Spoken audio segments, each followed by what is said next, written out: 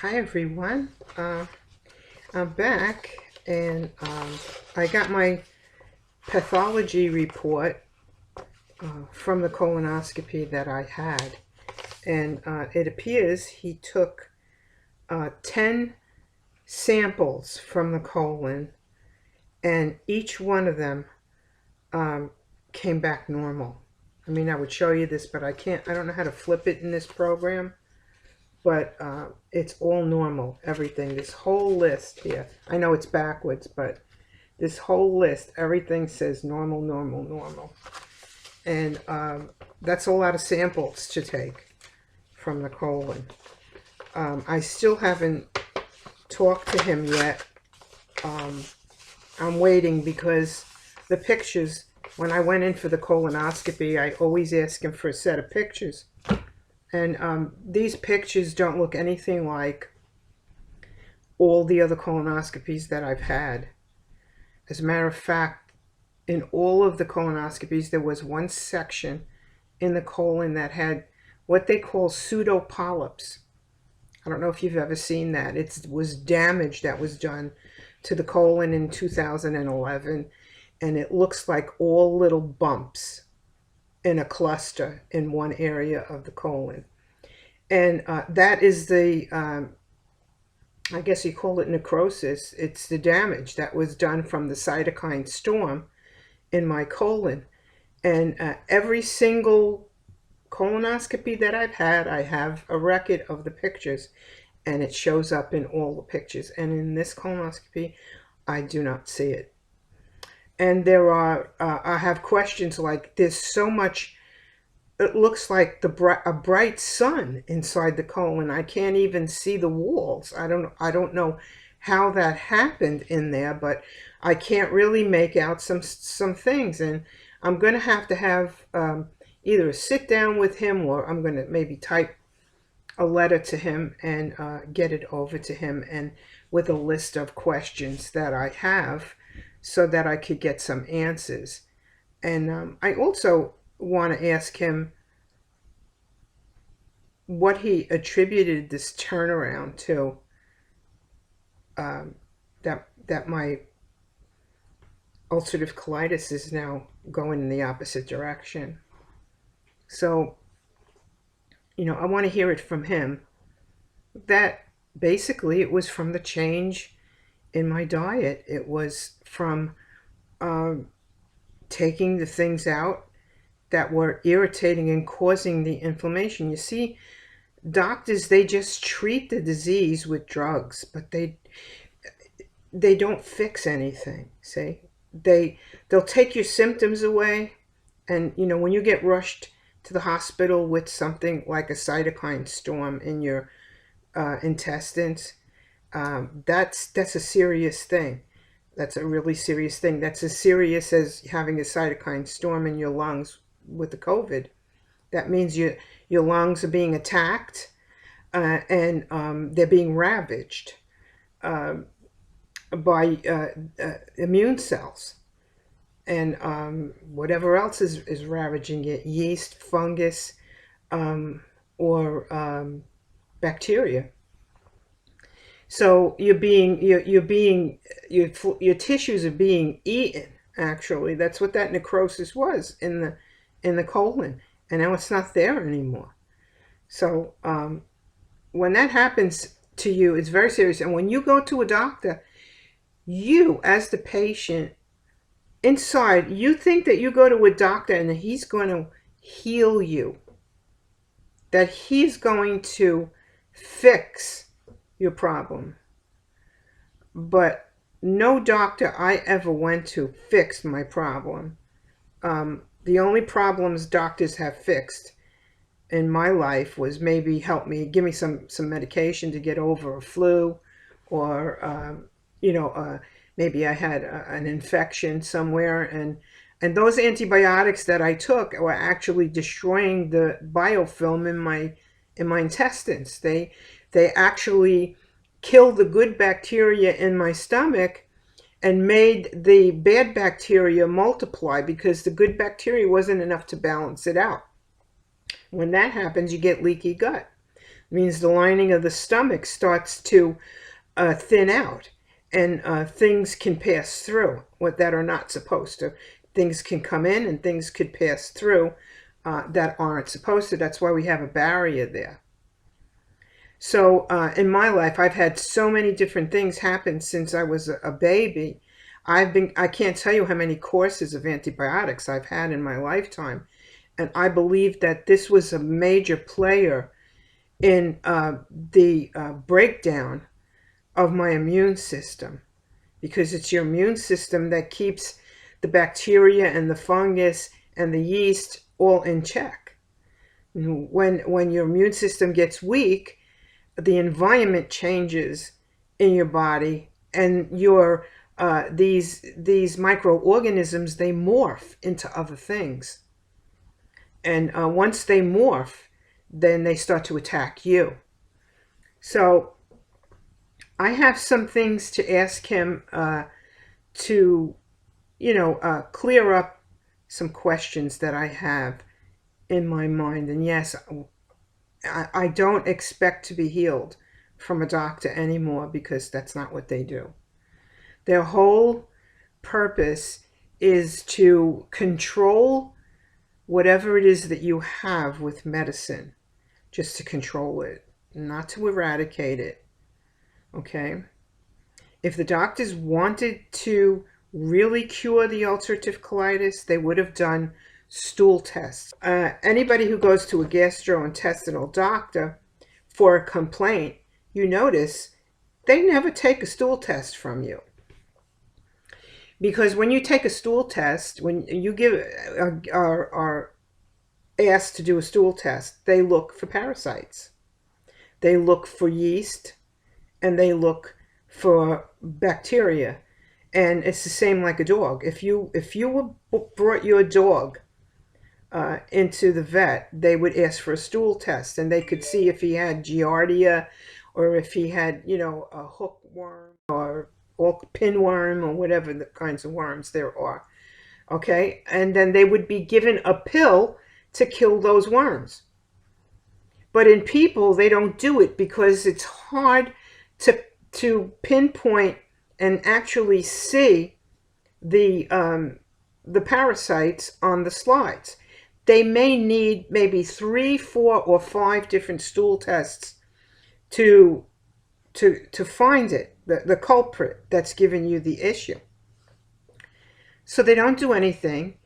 And of course, I don't know how many of you have had an issue, and then the issue with that doctor had gotten progressively and progressively and progressively worse. And you were taken from one drug to another drug to another drug, and then finally to an infusion. Now, let me tell you, that is not something unusual. That is something, I believe, that is premeditated and planned. Because if they had taken the time to evaluate your stool, they would have been able to just give you a worm pill, or a parasite pill, or an antifungal pill, and it would be that. How much do you think that they can make off of you from doing that? Not very much, right? Not very much to deworm you. And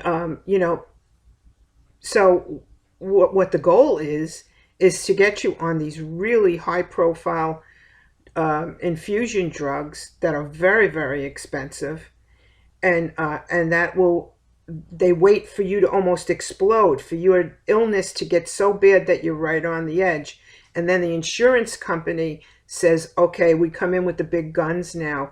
You're authorized to prescribe this powerful drug.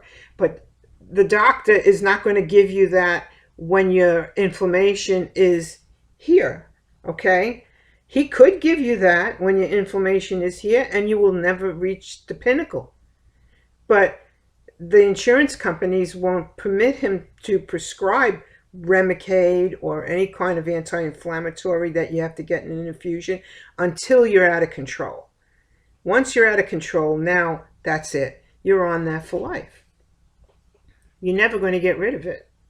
And if you could read any journals out there, they'll tell you they don't know the cause of autoimmune disease. And I think that's baloney.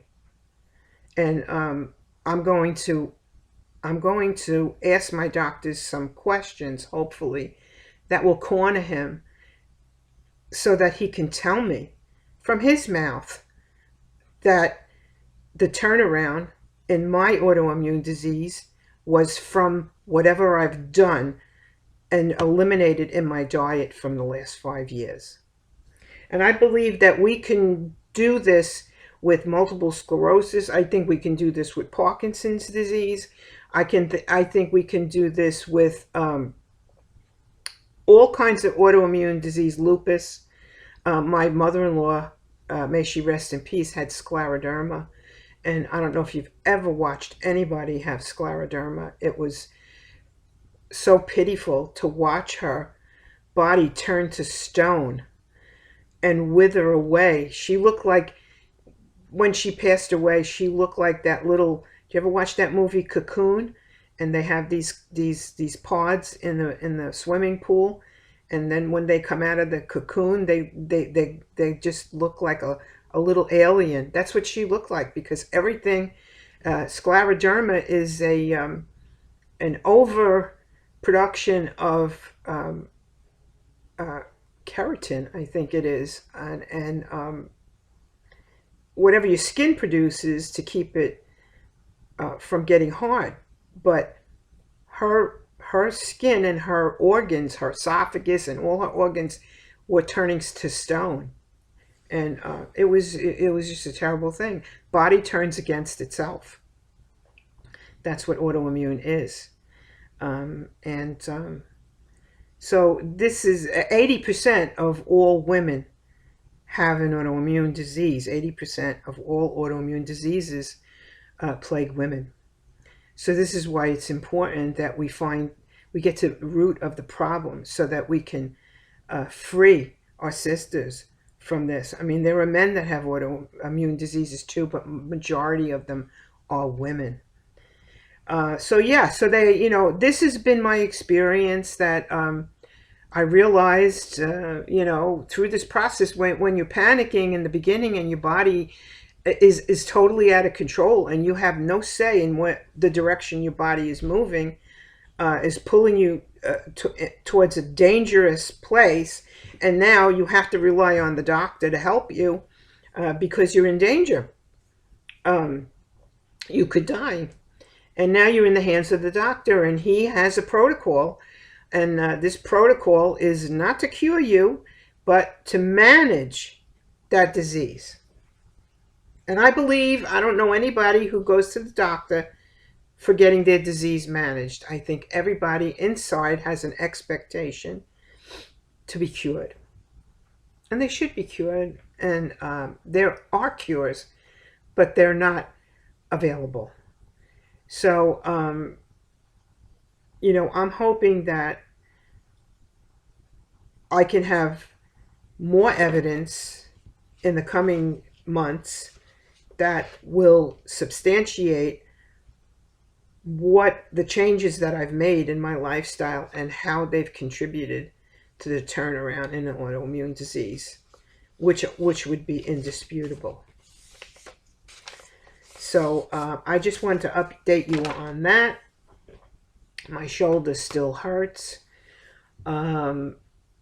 Today I had a little bit of a reprieve on it, and I think some of the agony that I've been experiencing is maybe from me going back on the bread, the gluten, because the Lord told me to get off that.